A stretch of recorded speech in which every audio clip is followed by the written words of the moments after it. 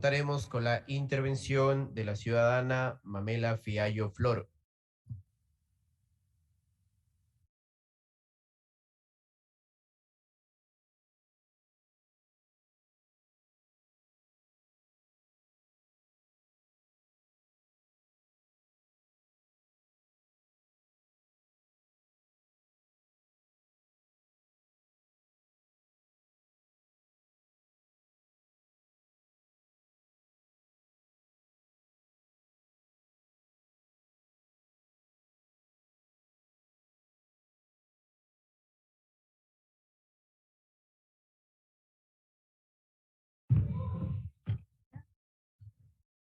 Buenos días, señores asambleístas, público presente.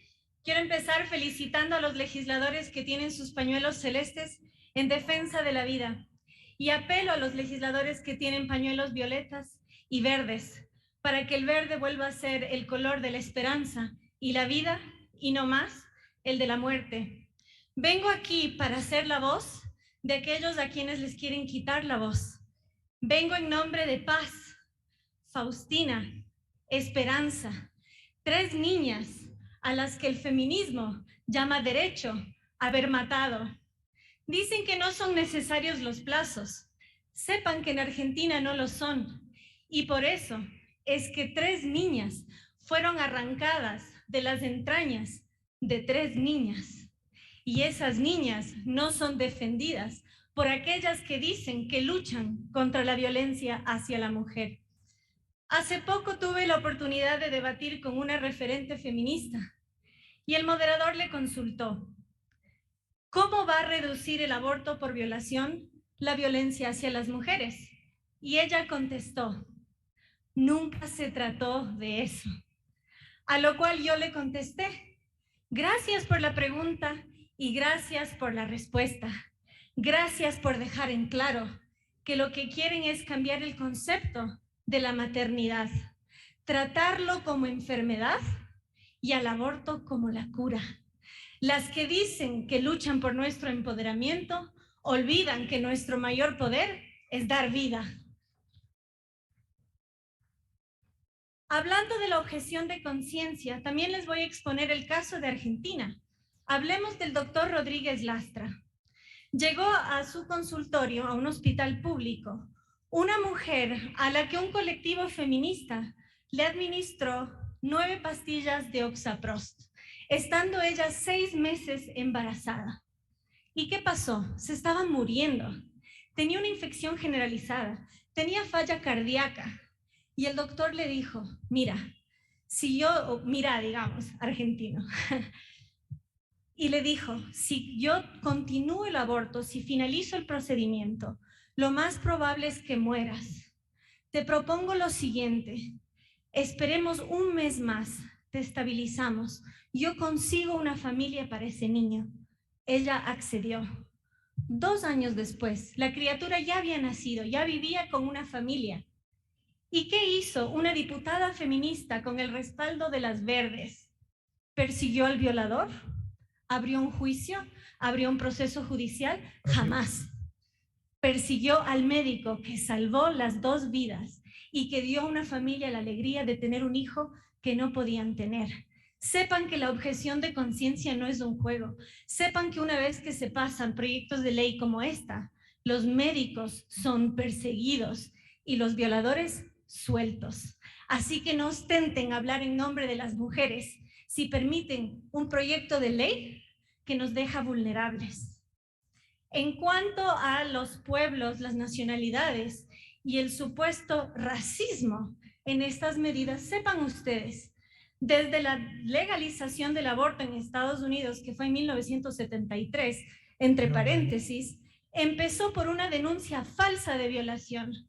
A una mujer que vivía en la calle le ofrecieron un pedazo de pizza a cambio de decir que fue violada y nunca abortó. Dio en adopción a su hija y dedicó toda su vida a ser activista pro vida. Su nombre era Norma, pero le pusieron Jane Roe. Sepan entonces que desde 1973 se han abortado más de 60 millones de personas en Estados Unidos, de los cuales 20 millones eran negros.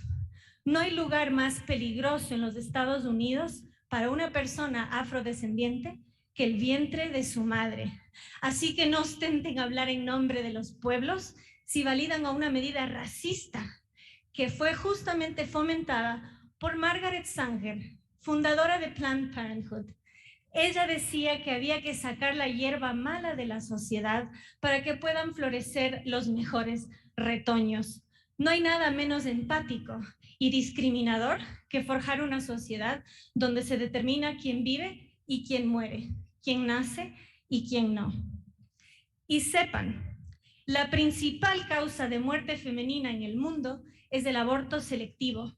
La ONU estima que para 2035 serán 150 millones de mujeres asesinadas en el vientre de sus madres.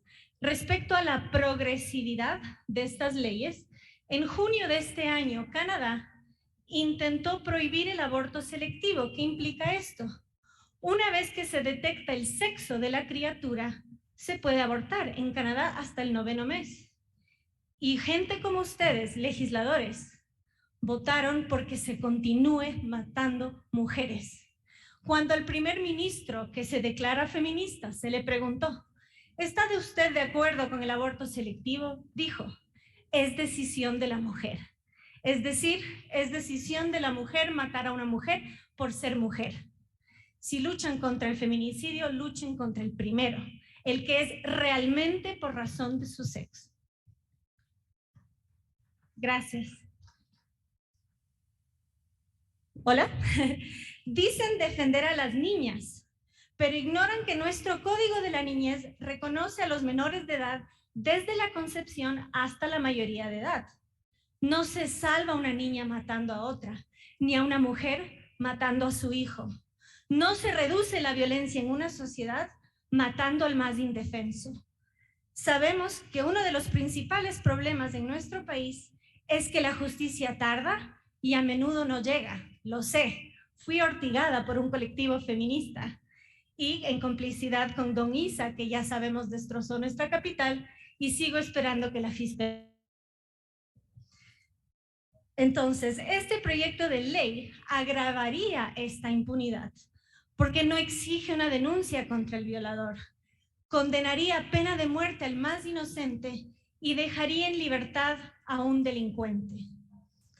Sabrán los asambleístas que el Ecuador es firmante del Pacto de San José, que tiene jerarquía constitucional. Allí establece 3 hechos fundamentales que invalidan este proyecto de ley. Primero, determina que la vida es un derecho desde la concepción. Prohíbe la pena de muerte, en particular a los menores de edad, y no permite trasladar culpas.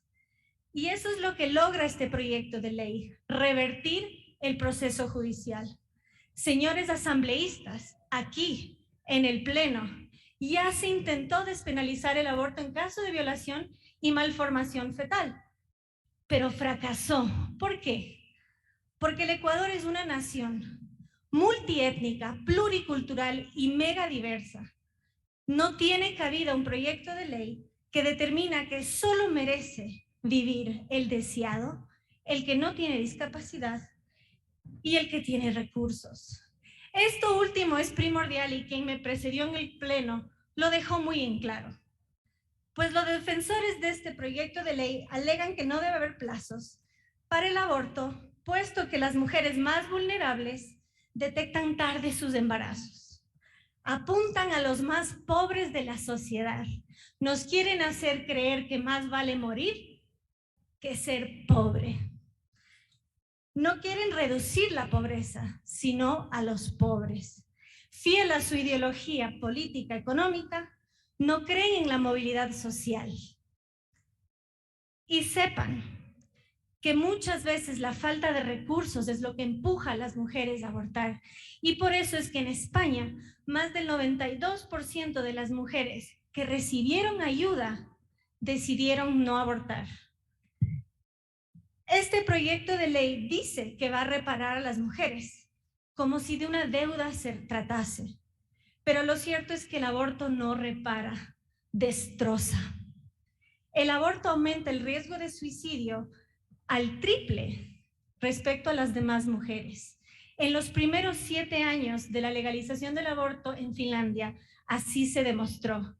Por eso ahora se acompaña con tratamiento psicológico. Pero para eso hay que primero detectar al aborto como un problema y no como una solución. Al ser el embarazo un proceso natural, interrumpirlo abruptamente tiene consecuencias hormonales y por ende emocionales. Además, existe un fenómeno llamado microquimerismo fetal, donde hasta el ADN de la mujer se modifica desde la gestación. Por ello, quebrar ese vínculo de forma abrupta causa secuelas físicas y psicológicas. Desde la psiquiatría, implica un duelo que no pasa de la etapa de negación. Por eso muchos dicen, es que yo tengo una amiga que abortó y no pasa nada, porque está en negación, porque nunca podrá enterrar a ese hijo, porque terminará desechado como basura orgánica. Si nos remitimos a los estudios del médico clínico David Reardon de la Universidad de Harvard, veremos que las mujeres que abortaron tienen 5 veces más probabilidades de caer en drogadicción y 4 veces más que aquellas que tuvieron un aborto natural. También en ese estudio podemos ver, y ojo con esto, asambleístas, les puede servir cuando defienden la vida, y para quienes no, que hagan conciencia. El 93% de las mujeres que abortaron tras ser violadas se arrepintieron y no lo recomiendan a nadie, porque pasaron de ser víctimas a victimarias. Como dijo Alice Paul, el aborto es una violación hasta las entrañas. Personalmente participo de terapias post-aborto y conozco ese dolor de primera mano. La esterilidad es una herida recurrente, pues por un aborto provocado en la juventud, muchas mujeres que acompaño no pueden tener hijos cuando ya se casan y deciden formar una familia. Es más, el daño interno es tal que muchas veces pierden a los hijos que logran concebir después. Si esta práctica en verdad reparase, el haber abortado no sería la causa de esterilidad del 60% de las mujeres cubanas que son infértiles. Noten, el primer país que legalizó el aborto en América tiene esas tasas. Señores asambleístas, su función como legisladores es ser la voz del pueblo, representarnos. Sepan que el Ecuador es un pueblo mayormente pro vida. En la costa rural, el 91%. Entonces, respaldar una iniciativa como esta atenta contra la voluntad popular. Por último, ¿han notado que nunca se ve una bandera nacional en una marcha feminista? Primero, porque son los niños el futuro de la patria y atentan contra ello. Segundo, porque obedecen a una agenda internacional globalista que viola nuestra soberanía nacional. Basta con ver los alrededores de esta asamblea para que vean su violencia. Quien destroza nuestro patrimonio cultural, arquitectónico e histórico. Quien quiere el bienestar de la nación, la cuida, no la destruye, comenzando por lo más valioso que tenemos, la vida. Pregúntense, ¿les gustaría ser atendidos en un sistema de salud donde los médicos sanan o donde estén dispuestos a matar? Peor aún, donde sean perseguidos por salvar vidas. Señores asambleístas, está en sus manos decidir cuál es el país en el que quieren vivir ustedes, sus hijos, sus nietos. Uno donde los abusadores pagan por sus crímenes y los niños son protegidos, o donde los violadores andan sueltos y los niños muertos. ¡Que viva el Ecuador y no que muera!